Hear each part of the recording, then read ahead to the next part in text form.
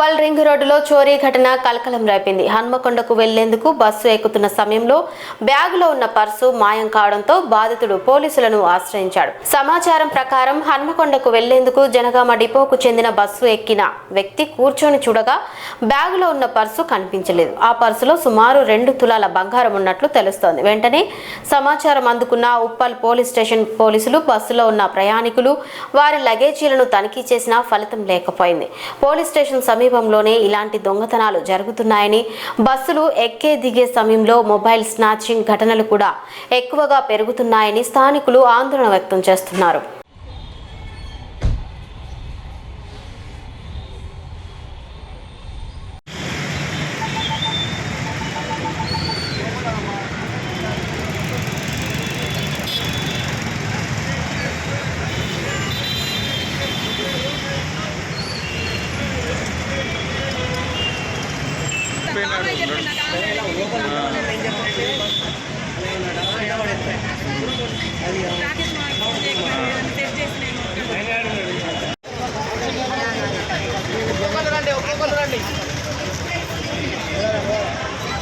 ఇదేనా పర్స్? అదేనా?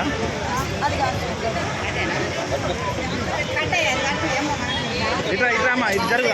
అది అందరు వస్తారు కదా, ఇంకోరి అంతే ఇంకోరి లోపడు లోపడు అలా నిలబడరు. ఇక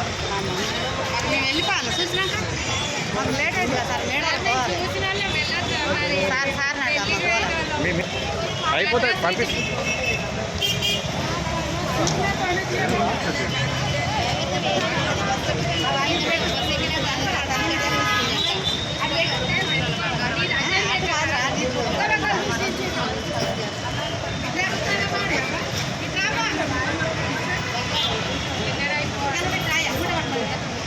ఎట్లా ఉందమ్మా బస్సు ఎక్కేటప్పుడు? ఎట్లా ఉంది బస్సు ఎక్కేటప్పుడు? ఫుల్ ట్రాఫిక్ ఉన్నది సార్. బస్సు ఆపలేదు. బస్సు వెళ్తానే ఎక్కుతాను.